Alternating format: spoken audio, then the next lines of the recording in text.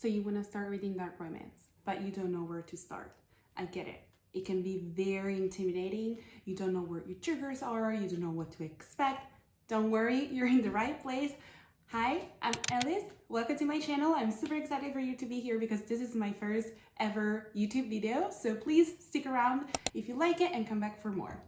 So today we're going to talk about dark romance and where I think would be best for a first timer to start. So these are books that are not too dark.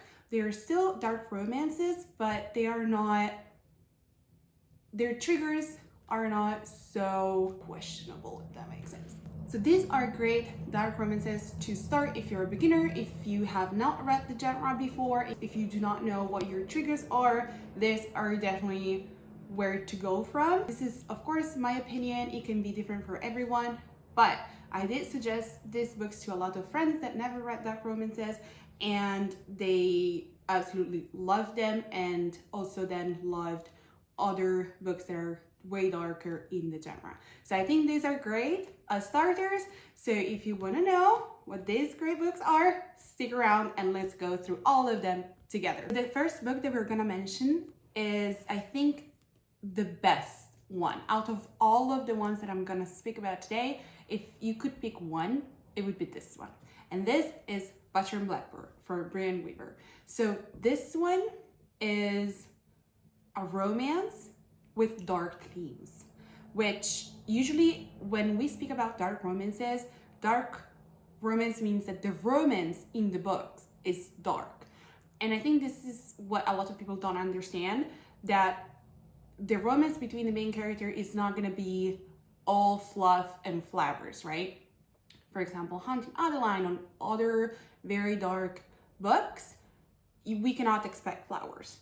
However, this one is a romance with dark themes, which I think is great to start because you're gonna start exploring some trigger warnings, see what works for you, what doesn't work for you, but at the same time you will have a sort of rom-com vibe. So this is also like a bit of a comedy, like it has a very light-hearted and fun vibe to it, but at the same time the themes are dark. So this is the story of two serial unalivers, which are friends, and they unalive other serial unalivers, so the bad guys. And every year they have a competition. So whoever has the kill first wins. And I loved both main characters in here. The female character is so strong, so determined, and so good at her job.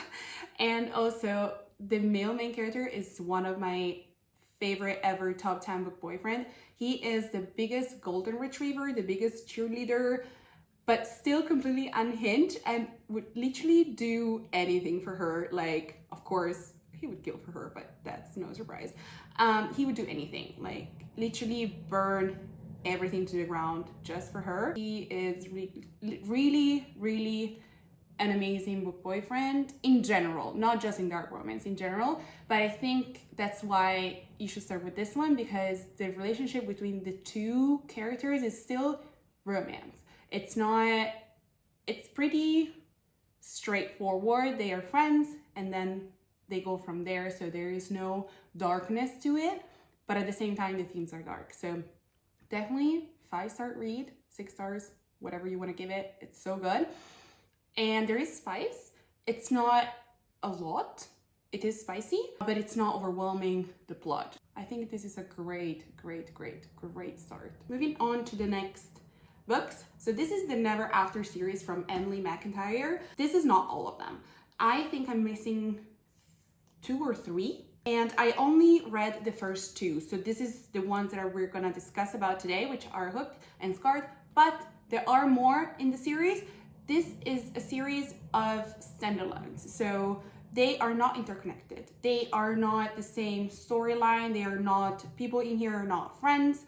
They are just in the same series because all of these are inspired by a fairy tale. So for example, we have The Little Mermaid, we have Peter Pan, we have, I think we have Aladdin, and here is the Wizard of Oz, and here is Scar, so technically it's Hamlet, but you could also think about it about the Lion King. So we're just going to discuss about the first two, but all the books in the series are more or less the same type of darkness.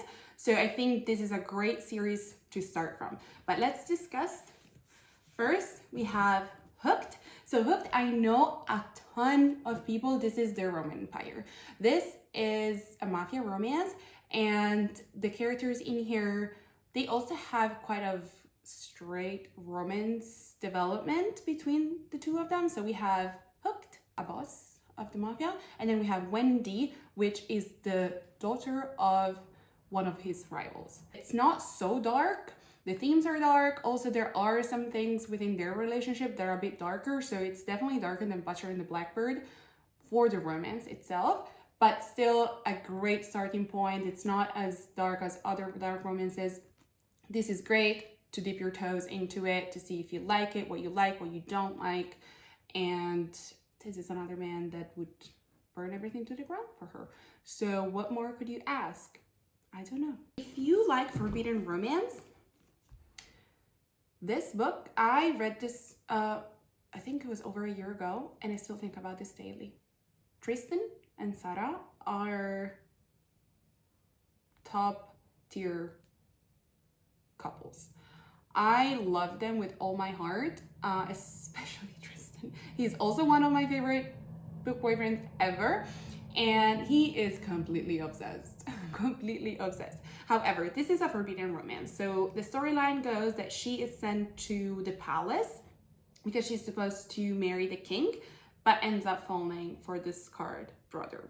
So in here we have some spying, revolution, a lot of secrets, spice. Definitely both of these have spice.